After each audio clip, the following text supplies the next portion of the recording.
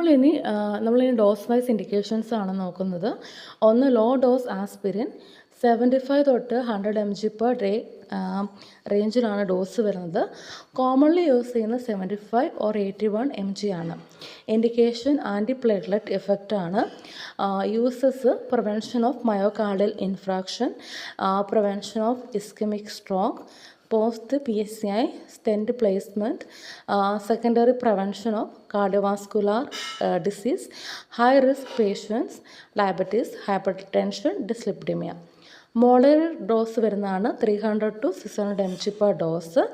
Indication mild to moderate pain, then fever in adults. അതിലൊക്കെയാണ് ഇത് മെയിനായിട്ട് യൂസ് ചെയ്യുന്നത്. ഹൈ ഡോസ് വരുന്നതാണ് 2 to 4 gram/day. ഇത് ആൻറ്റി ഇൻഫ്ലമേറ്ററി ആക്ഷനാണ്. Rheumatoid arthritis, osteoarthritis, acute rheumatic fever, other inflammatory കണ്ടീഷൻസിലൊക്കെയാണ് ഇത് യൂസ് ചെയ്യുന്നത്.